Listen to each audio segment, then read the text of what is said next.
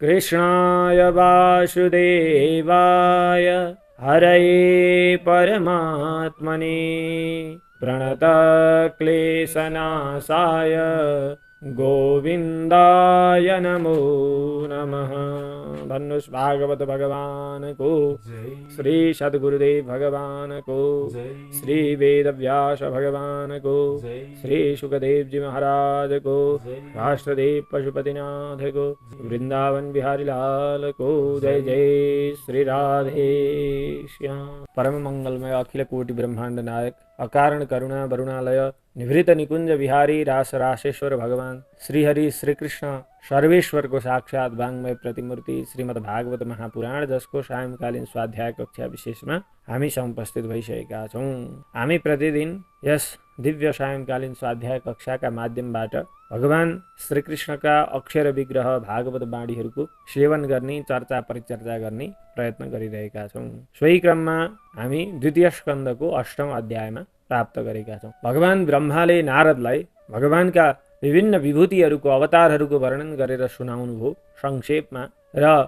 भगवानको भगवत तत्व ज्ञान सीमित राजाहरू अनि आफू भगवान शंकर, नारद, सनक आदि ऋषिहरूद्वारा मात्र जानिने भएको र यो भागवत ज्ञानलाई भगवानका विभूतिहरूको सङ्ग्रहलाई विशाल बनाएर संसारमा फैलाउनु भन्ने यो आज्ञा दिनुभएको छ। संग्रहोयम विभूतिनां त्वमेतत् विपुलीकुरु। जुन प्रकारले भगवान हरिमा मनुष्यहरूको भक्ति बढ्दछ त्यही अनुसारले सोच विचार गरेर यो भागवत संहितालाई बृहदाकार स्थूलाकार बनाउनुहोस् नारदजी भनेर यसरी सुनाउनु भएको छ।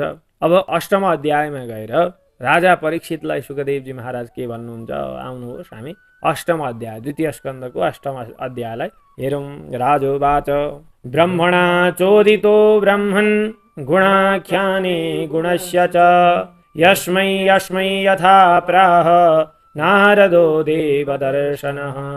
हे ब्रह्मन्, हे सुखदेवजी महाराज, हे गुरुदेव, यहाँ राजा परीक्षित भन्दै हुनुहुन्छ अगुणस्य भनेको गुणातीतस्य, गुणातीत हुनुभएका निर्गुण भगवानको गुणाख्याने गुणको आख्यान गर्नका लागि, लीला चरित्रहरूको प्रचार प्रसार गर्नका लागि ब्रह्माद्वारा चोदित प्रेरित हुनुभएका नारद देवदर्शन, देवदर्शनः नारद देवदर्शन, देववद दर्शनम यस्य देवदर्शनः। सबै प्राणीहरूमा ब्रह्म सत्ताको आभास दर्शन भएका यस्ता नारदजी उहाँले चाहिँ यस्मै यस्मै जुन जुन व्यक्तिलाई, जुन जुन अधिकारी व्यक्तिलाई यथा प्राह जस्ता जस्ता प्रकारका ज्ञानहरू भगवत चरित्रहरू वर्णन गरेर सुनाउनु भयो त्यो कुरा सुखदेवजी महाराजलाई राजा परीक्षितले भन्नुभयो। अब अगाडि फेरि राजा परीक्षित भन्दै हुनुहुन्छ एतद्वेदितुमिच्छामि तत्त्वं वेदविदाम्बर हरेरद्भुतवीर्यस्य कथा लोका सुमङ्गलाः। हे वेदविदाम्बर, हे वेदवेत्ता पुरुषहरूमा सर्वश्रेष्ठ हुनुभएका सुखदेवजी महाराज, हजुरले यो कुरो पनि बताइदिनु हो। अद्भुत वीर्यस्य हरेः लोक सुमङ्गला कथा वेदितुमिच्छामि। अद्भुत पराक्रम सम्पन्न हुनुभएका यस्ता हरि भगवानका जुन कथाहरूले लोकको मङ्गल गर्दछन्, कल्याण गर्दछन्, ती कथाहरूलाई वेदितुम जान्नका लागि इच्छा गर्दछु। एतत् तत्त्वम र भगवत तत्त्व, जुन कथाहरूले भगवत तत्त्वको प्रकाश गर्दछन् ती कुरा पनि जान्न इच्छा गर्दछु भनेर यसरी सोध्दै हुनुहुन्छ। अब अगाडि भन्नुहुन्छ कथयस्व महाभाग यथाहमखिलात्मनि कृष्णे निवेश्य निस्सङ्गं मनस्त्यक्षे कलेवरम्। हे महाभाग, हे महामनस्वी सुखदेवजी महाराज, अखिलात्मनि कृष्णे यथा मनः निस्सङ्गं मनः निवेश्य कलेवरम त्यक्षे तत् कथयस्व। कथयस्व त्यो कुरा भन्नुहोस्। के भन्दाखेरि यथा जसरी अहम म अखिलात्मनि भनेको सारा प्राणी जगतका आत्मस्वरूप हुनुभएका यस्ता कृष्णे भगवान कृष्णमा निस्सङ्गम मनः निवेश्य आफ्नो सङ्गरहित आसक्तिले रहित भएको यो मनलाई धारण गरेर, मन लगाएर कलेवरम त्यक्षे यो शरीरलाई त्याग्न सक्दछु यो कुरा बताइदिनु हो। भगवान कृष्णमा आसक्ति रहित भएको यो मनलाई लगाएर कसरी म यो शरीरलाई अन्तिम समयमा छुटाउन सक्दछु त्यो कुरा मलाई बताउनुहोस् भनेर भन्नुभयो। अगाडि भन्नुहुन्छ शृण्वतः श्रद्धया नित्यं गृणतश्च स्वचेष्टितं कालेन नातिदीर्घेण भगवान् विशते हृदि।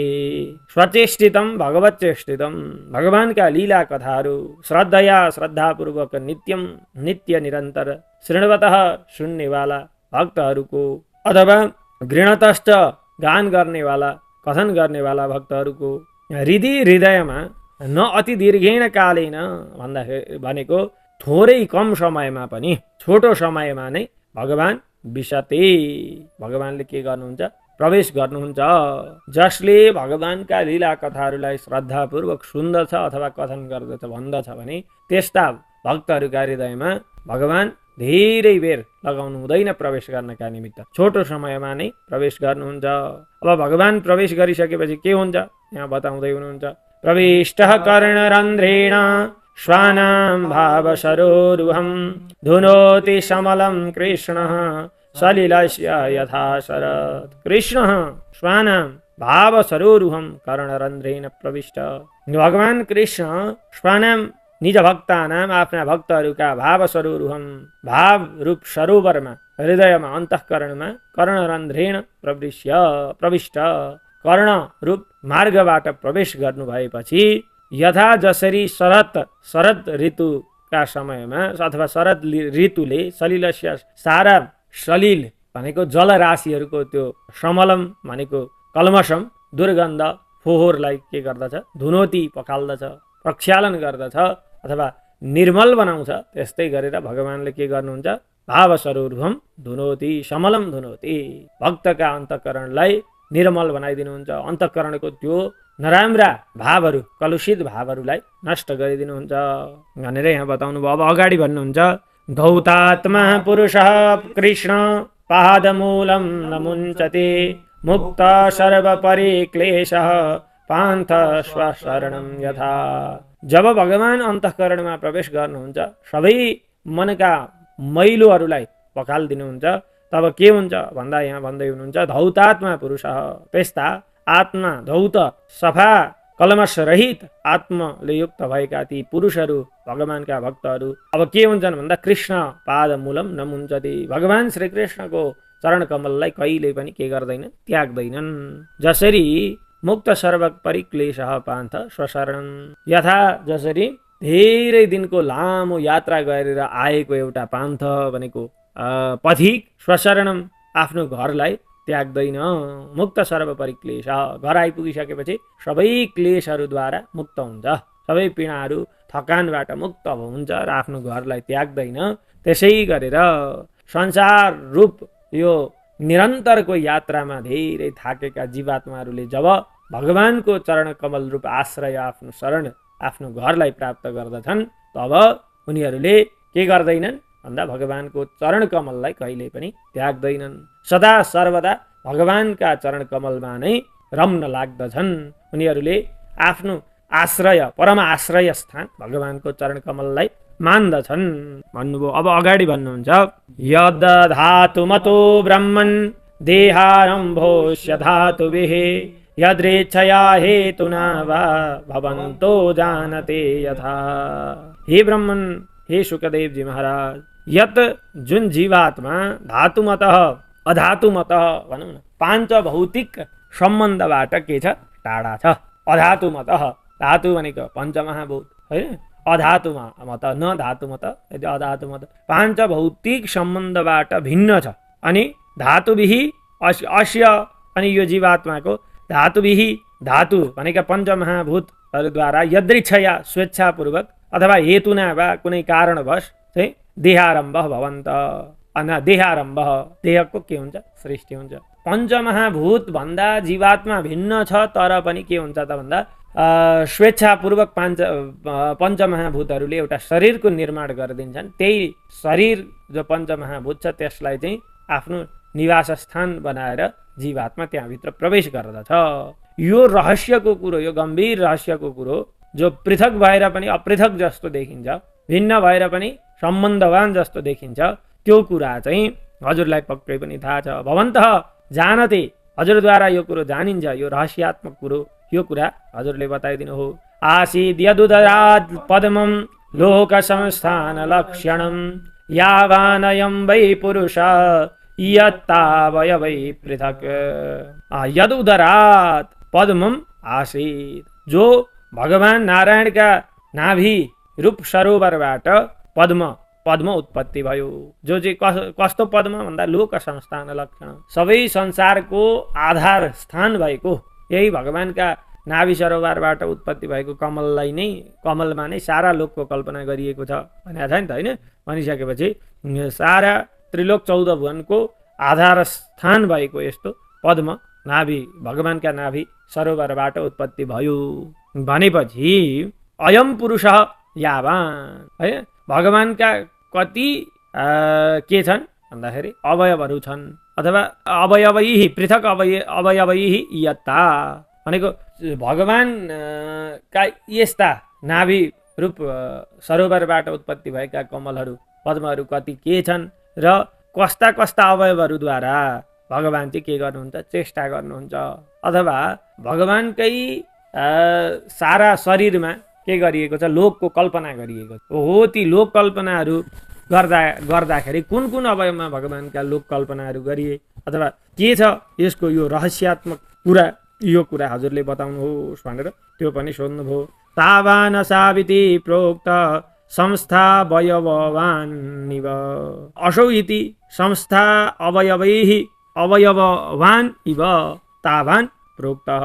भगवानका कस्ता कस्ता के अवयवहरू थिए होइन, तावान असौ इति, ती अवयवहरू भगवानकै हुन् भनेर हजुरले बताउनु भयो। प्रोक्त अथवा संस्था अवयववान इव भनेको सारा संसारका जति लोक आदि छन् ती भगवानकै अङ्ग अङ्गमा कल्पित भएका छन् भनेर अगाडि भन्नुभएको छ नि त, द्वितीय अध्याय आदिमा, अथवा प्रथम अध्यायमा पनि पातालमेत शै पादमूलम पठन्ति पार्ष्णि प्रपदे रसातलम आदि हो। ती कुराहरूलाई चाहिँ भगवानका अवयव अङ्ग अङ्गमा लोकहरूको कल्पना के कस्तो भएको छ त्यो कुरा हजुरले बताउनु भएको छ। अनि कुन कुन अवयव छन्, कति अवयव छन्, यस्ता यस्ता कुरा पनि यहाँ सोध्नुभयो। अजः सृजति भूतानि भूतात्मा यदनुग्रहात् ददृशेन तद्रूपं नाभिपद्म समुद्भव। भूतात्मा अजः, सबै प्राणीहरूका वैशिष्ट्य हुनुभएका, समष्टि हुनुभएका, सबै प्राणीहरूका समष्टि हुनुभएका अजन्मा भगवान ब्रह्मा यद अनुग्रहात् भूतानि सृजति, जो भगवानका अनुग्रहद्वारा चाहिँ भूतानि सारा प्राणीहरूको सृजति सृजना गर्नुहुन्छ। अनि फेरि तद्रूपम भगवत तत्त्वको स्वरूप, भगवानको यथार्थ स्वरूप चाहिँ नाभि पद्म समुद्भव येन ददृशे, नाभि पद्म भगवानका नाभि कमलबाट उत्पत्ति हुनुभएका ब्रह्माजीले येन भनेका जो भगवान का कृपाबाट चाहिँ ददृशे प्राप्त गर्नुहुन्छ अथवा देख्नुहुन्छ, जान्नुहुन्छ भनौँ न, जसका कृपाबाट सृजन गर्नुहुन्छ र जसका कृपाबाट चाहिँ आफूलाई भगवानका नाभि कमलमा उत्पत्ति भएको भन्ने जान्नुहुन्छ। अनि अगाडि सोध्नुहुन्छ, सचापि यत्र पुरुषो विश्वस्थित्युद्भवाप्ययः मुक्तात्ममायां मायेशः सेते सर्वगुहाशयः। विश्वस्थिति उद्भव अप्ययः, विश्वको स्थिति पालन, उद्भव भनेको सृष्टि र अप्यय भनेको विनाशका कारण हुनुभएका होइन। अनि सर्वगुहाशय भनेको सबै प्राणीहरूका अन्तःकरणमा निवास गर्ने हुनुभएका, मायेशः मायाका पति मालिक हुनुभएका भगवान, यत पुरुष स पुरुषः च अपि, उहाँ भगवान परम पुरुष परमात्मा पनि, यत्र जहाँ आत्ममाया मुक्तवा आफ्नी मायाबाट भिन्न रहेर पर रहेर चाहिँ सेते शयन गर्नुहुन्छ, योग निद्रामा शयन गर्नुहुन्छ। जहाँ यस्ता मायापति भगवान जहाँ योग निद्रामा शयन गर्नुहुन्छ त्यो कुरा बताउनुहोस् भन्नुभयो। अब अगाडि भन्नुहुन्छ, पुरुषावयवे लोकाः सपाला पूर्वकल्पिताः लोकैरमुष्यावयवाः सपालैरिति सुश्रुमा। हजुरले यो पनि भन्नुभएको छ, सपाला लोकपालहरूले सहित भएका लोकाः लोकहरू पुरुषावयवैः भगवानका अङ्ग अङ्गमा के गरिएको छ, कल्पित गरिएको छ, यो भन्नुभएको छ। अनि फेरि के भन्नुभएको छ हजुरले भन्दा सपालैहि लोकैहि अमुष्या अवयवाः इति सुश्रुमा। लोकपाल सहित सारा लोकहरू चाहिँ भगवानका अवयव नै हुन् भनेर यस्तो कुरो पनि हजुरले बताउनु भएको छ, मैले सुनेको छु। परीक्षित भन्दै हुनुहुन्छ यावान कल्पो विकल्पो वा यथा कालो नुमीयते भूत भव्य भवत् शब्द कायुर्मानं च यत् सतः। कल्प, महाकल्प र विकल्प भनेको कल्प युगान्तर, अवान्तर कल्पहरू भनौँ न। अवान्तर कल्पहरू कति, यावान कति छन्, कल्प महाकल्पहरू यावान कति छन्। अनि भूत भव्य भवत् भनेको भूत भविष्य वर्तमान आदि गरिएका, कालः कालको समयको यथा जसरी अनुमीयते अनुमान गरिन्छ। अनि सतः प्राणीहरूको यत आयुर्मानम शब्द जुन आयुको गणना गरिन्छ, प्राणीहरूको आयुको गणना के कसरी गरिन्छ त्यो कुरो पनि बताउनुहोस् भनेर भन्नुभयो। अनि अब अगाडि भन्नुहुन्छ कालस्यानुगतिर्यातो लक्ष्यतेन्वी बृहत्यपि यावत्यः कर्मगतयो यादृशेर्द्विजसत्तम।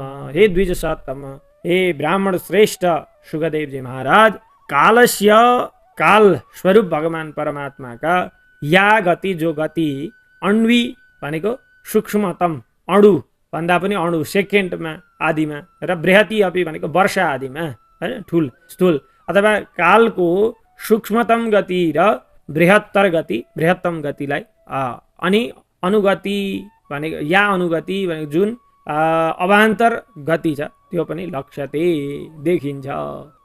कसरी थाहा पाइन्छ त्यो कुरालाई? अनि यावत्य कर्मगतयः कर्मका गतिहरू यावत्य जति छन् ती बताउनुहोस्। यादृशी यावत्य कर्मगतयः कस्तो र कति कर्मका गतिहरू छन् ती पनि बताउनुहोस् भनेर भन्नुभयो। अब अगाडि भन्नुहुन्छ यस्मिन् कर्म समावायो यथा येनोपगृह्यते गुणानां गुणिनां चैव परिणामम् अभिप्सताम्। गुणानां परिणामम् अभिप्सताम्, सत्वादि गुणका परिणाम स्वर्ग ब्रह्मलोक आदि विविध सुख भोग गर्न पाइने भएका त्यस्ता लोकहरूको अभिप्सताम भनेको इच्छा गर्ने भएका गुणानां परिणामम् अभिप्सताम्। अनि गुणिनाम रजोगुण तमोगुण आदिमा लागेका यस्ता गुण धर्मी भएका प्राणीहरूको अनि के छ भन्दाखेरि यस्मिन जुन जुन गतिलाई प्राप्त गर्दछन् अथवा जुन जुन योनिमा प्राप्त गरेर येन जुन भगवानद्वारा यथा जसरी कर्म समवाय उपगृह्यते कर्मका गतिहरूलाई उनीहरूले के गर्दछन् प्राप्त गर्दछन् त्यो कुरा बताउनुहोस् भन्नुभयो। भूपाताल ककुव्योम ग्रह नक्षत्र भूभृतां सरित समुद्र द्वीपानां सम्भवश्चैतदोकसां। भू पृथ्वी, पाताल भनेको पाताल, ककुब दिशा, व्योम आकाश, ग्रह अनि नक्षत्र आदि भए ग्रह नक्षत्र भूभृताम आयो होइन। भूभृताम भनेका पर्वत आदि, सरित भनेका नदी नाला पोखरी तलाउ आदि, समुद्र अनि द्वीप यिनीहरूको सम्भव उत्पत्ति कसरी भएको छ। अनि एतत् यी ओकसाम भनेका जलचर जन्तु अथवा यी स्थलहरूमा निवास गर्ने भएका जीव जन्तुहरूको उत्पत्ति कसरी भएको छ त्यो कुरा पनि बताउनु। यहाँ राजा परीक्षितले भगवान सुखदेवजी महाराजलाई प्रश्न गर्दै हुनुहुन्छ। हामीहरूले अष्टम स्कन्धका 15 श्लोकहरू हेऱ्यौँ। अब भोलिको स्वाध्याय कक्षा विशेषमा हामी यहाँभन्दा अगाडिका विशेष चर्चा गर्नेछौँ। आजको यो स्वाध्याय कक्षा विशेषलाई हामी यहीँ समापन गर्दछौँ। कृष्णाय वासुदेवाय हरे परमात्मने प्रणत क्लेशनाशाय गोविन्दाय नमो नमः। भन्नुहोस् भागवत भगवानको